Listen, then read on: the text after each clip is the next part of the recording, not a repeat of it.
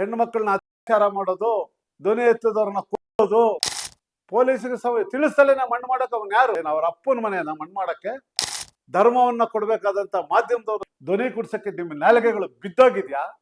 ಸಮರ್ಥನೆ ಮಾಡ್ಕೊಂಡು ಮಾತಾಡ್ತೀರಲ್ರಿ, ಅನ್ನ ತಿನ್ನೋ ಮಾತುಗಳಾಡಿ. ಸುಸಂಸ್ಕೃತ ಸಮಾಜದಲ್ಲಿ ಒಳ್ಳೆಯ ತಂದೆ ತಾಯಿಗೆ ಹುಟ್ಟಿದ ಮಕ್ಕಳ ನೀವು. ನಿಮ್ಮ ಮನೆಯ ಹೆಣ್ಣು ಮಕ್ಕಳಿಗೆ ಇದೇ ಗತಿ ಬರುತ್ತೆ, ಅನುಭವಿಸ್ತೀರಾ. ಕರ್ಮ ನಿಮ್ಗೂ ಸುತ್ಕೊಳ್ಳುತ್ತೆ. ಈ ಪಾಪದಲ್ಲಿ ನೀವು ಪಾಲುದಾರರು. ಮಂಜುನಾಥ ಇದ್ದಾನೆ. ಕರ್ಮ ಅನ್ನೋದು ಬೆನ್ನಿಂದನೇ ಇರತ್ತಂತೆ. ಸ್ವಲ್ಪ ತಡ ಆಗ್ಬೋದು, ಸ್ವಲ್ಪ ಲೇಟ್ ಆಗ್ಬೋದು.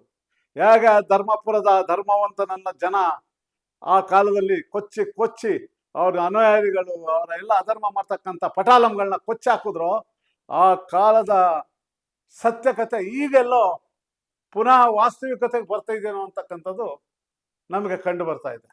ಯಾಕಂದ್ರೆ ಬಹುಶಃ ಧರ್ಮಪುರದಲ್ಲಿ 100, 400, 1000 ಎಷ್ಟೋ ಕೊಲೆಗಳು ಆಗಿದ್ರು ಯಾವುದು ಸಾಕ್ಷಿ ಸಮೇತ ಸಿಗ್ತಿರ್ಲಿಲ್ಲ. ಅಮಾಯಕನ ಹಿಡಿದು ಬಂಧಿಸಿದ್ರು, ಆತ ನಿರಪರಾಧಿ ಅಂತ ನ್ಯಾಯಾಂಗದ ವ್ಯವಸ್ಥೆ ಈಚೆ ಬಂದ್ರು ನಿಜವಾದ ಕೊಲೆ ಆರೋಪಿಗಳು, ಹೆಣ್ಣುಮಕ್ಕಳ ಮಾನಭಂಗ ಮಾಡಿದವರು, ಮಾನಭಂಗ ಮಾಡಿ ಕೊಲೆ ಮಾಡಿ ಬಿಸಾಕ್ದವರು ಎಲ್ಲ ಒಂದು ಕಡೆ ನುಣುಚ್ಕೊಂಡು ಹೋಗ್ತಾ ಇದ್ರು.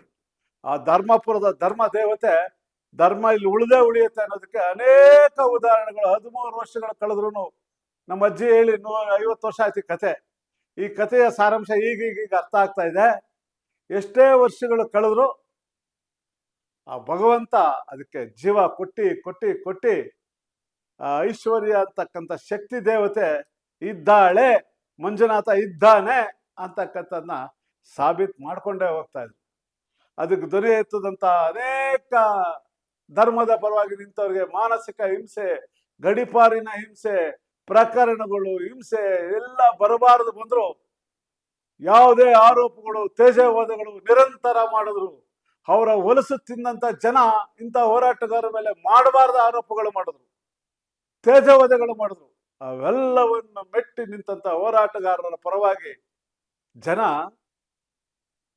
ಲಕ್ಷ ಕಟ್ಟಲೆ ದೇಶ ಮಟ್ಟದಲ್ಲಿ ಎದ್ದು ನಿಂತರು. ಎಲ್ಲಾ ಪ್ರಕರಣದಲ್ಲೂ ಹೋರಾಟಗಾರರಿಗೆ ಅನ್ಯಾಯನೇ ಆಯ್ತು. ಆ ಕೊಲೆಯಾದ ಹೆಣ್ಣು ಮಕ್ಕಳಿಗೆ ನ್ಯಾಯ ಖಂಡಿತವಾಗೂ ಸಿಗ್ತಾ ಇಲ್ಲ. ಇಂಥ ಸಂದರ್ಭದಲ್ಲಿ ನ್ಯಾಯ ಸಿಗದಲೇ ಇದ್ರು ಆ ನ್ಯಾಯಕ್ಕೆ ಜೀವಂತ ಶಕ್ತಿ ಸಿಗ್ತಾ ಇದೆಯಲ್ಲ, ಅದಕ್ಕೆ ಸಂತೋಷ ಪಡ್ಬೇಕು. ಎಲ್ಲಿದೆ ನ್ಯಾಯ? ನ್ಯಾಯಾಂಗದ ವ್ಯವಸ್ಥೆ ಯಾಕೆ ಇಷ್ಟು ತಳಮಟ್ಟದಲ್ಲಿದೆ ಅಂತಕ್ಕಂಥದ್ದು ನಮ್ಗೆ ಅನುಮಾನ ಕಾಡ್ತಿತ್ತು. ಇನ್ನ ಇದನ್ನ ಸಮಾಜದ 4ನೇ ಅಂಗ ಅನ್ನಿಸ್ಕೊಂಡಂತ ಪತ್ರಿಕಾ ರಂಗ ಯಾರ್ಯಾರೋ ಬೇರೆ ಬೇರೆ ದೇಶ ಮಟ್ಟದಲ್ಲಿ ಇರ್ತಕ್ಕಂಥ ಮಾಧ್ಯಮದವರೆಲ್ಲ ಈ ವಿಷಯವನ್ನ ಬಯಲಿಗೆ ತೆಗೆದ್ರು. ಈ ನೆಲದ ಮಾಧ್ಯಮಗಳು ಅದೇನು ಪ್ರಸಾದಕ್ಕೋ, ಅದೇನು ಹೊಲಸು ಪಾಯಸಕ್ಕೋ ಇನ್ನೊಂದು ನೆಕ್ಕಿ ಮೌನವಾಗಿ ಕುಂತಿರ್ತಕ್ಕಂಥದ್ದು ಸಹ ದುರಂತ ರೀ. ಧರ್ಮವನ್ನ ಕೊಡ್ಬೇಕಾದಂತ ಮಾಧ್ಯಮದವರು ಸಹ ಈ ಒಂದು ವ್ಯವಸ್ಥೆಗೆ ಶಕ್ತಿ ಕೊಡ್ದಲೇ ಇರೋದು ನಿಜವಾಗ್ಲೂ ಎಲ್ಲ ಒಂದ್ ಕಡೆ ನ್ಯಾಯದ ಪರ ಮಾತಾಡೋರಿಗೆ ನೋವಾಗ್ತದೆ. ಈ ಪ್ರಕರಣ ಸಾವಿಲ್ಲ, ಎಲ್ಲೋ ಕೇಳ್ದಲೇ ಇರ್ತಕ್ಕಂಥ ಅನಾಮಿಕ ವ್ಯಕ್ತಿ, ಪಾಪ ಪ್ರಜ್ಞೆ ಕಾಡದಂತ ವ್ಯಕ್ತಿ, ಇವರು ಮಾಡಿದ ಅತ್ಯಾಚಾರ, ಅನಾಚಾರ, ಅಕ್ರಮಗಳನ್ನ ಕಣ್ಣಾರೆ ಕಂಡಂತ ವ್ಯಕ್ತಿ, ಕೊಲೆ ಮಾಡಿದಂತ ಅನೇಕ ಹೆಣಗಳನ್ನ ಗೌಪ್ಯವಾಗಿ ಅವ್ರಿಗೆ ಮುಕ್ತಿಯನ್ನ ಕೊಟ್ಟಿದ್ದೀನಿ. ನಾನು ಅದನ್ನ ಮುಕ್ತಿಯನ್ನ ಕೊಡದಲೇ ಇದ್ದಿದ್ರೆ ನನ್ನನ್ನು ಸಹ ಕೊಂದಾಗ್ತಾ ಇದ್ರು ಅಂತಕ್ಕಂಥ ಬೆದರಿಕೆ ಹಾಕಿದ್ರು. ಅದರಿಂದ ಇಷ್ಟು ದಿವಸ ಮೌನವಾಗಿದ್ದೆ.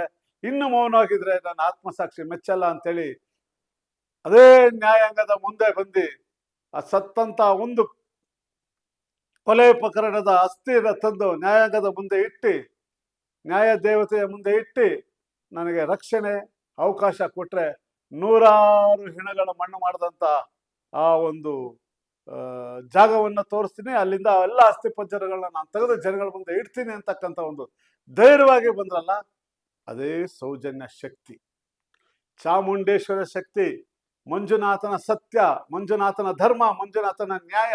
ಅದೇ ತಪ್ಪಿತಸ್ಥರು ಯಾರು ತಪ್ಪಿಸ್ಕೊಳಕ್ಕಾಗಲ್ಲ.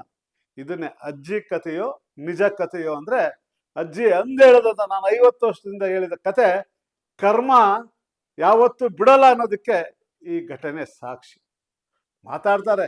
ಅವನು ಯಾರೋ ಒಬ್ಬ ಮಾತಾಡ್ದ ಮೊನ್ನೆ, ಒಬ್ಬ ಅನಾಥ ಹೆಣ್ಣುಗಳು ಸಿಕ್ತಿತ್ತು ನಾವೇ ಮಣ್ಣು ಮಾಡ್ತಿದ್ವಿ ಅಂತ. ಏನು ಅವ್ರ ಅಪ್ಪನ ಮನೆಯನ್ನ ಮಣ್ಣು ಮಾಡಕ್ಕೆ? ಅವ್ರ ಅಪ್ಪನ ಮನೆ ಹೆಣಗಳ? ಪೊಲೀಸ್ ವ್ಯವಸ್ಥೆ ಇಲ್ಲ, ಕಾನೂನು ಇಲ್ಲ, ಪೊಲೀಸರಿಗೆ ತಿಳಿಸ್ತಲೇ ಮಣ್ಣು ಮಾಡಕ್ಕೆ ಅವನು ಯಾರು? ಮೊದಲು ಅವನನ್ನ ಕಠಿಣವಾದ ಕ್ರಮ ತಗೋಬೇಕು. ಸರ್ಕಾರ ಕಾನೂನು ವ್ಯವಸ್ಥೆ ನಂಬಿಕೆ ಇಟ್ಟವರು ಅವನು ಹೆಂಗೆ ಅನಾಥ ಹೆಣಗಳನ್ನ ಮಣ್ಣು ಮಾಡ್ದ? ಯಾರು ಅವನಿಗೆ ಹೇಳಿದವರು? ಯಾಕೆ ಅವನು ಪೊಲೀಸರಿಗೆ ತಿಳಿಸ್ತಿಲ್ಲ? ಯಾಕೆ ಕಾನೂನು ವ್ಯಾಪ್ತಿಯಲ್ಲಿ ಕೆಲಸ ಮಾಡಿಲ್ಲ ಅಂತಕ್ಕಂಥ ತನಿಖೆ ಮೊದಲು ಅವನಿಗಾಗಬೇಕು.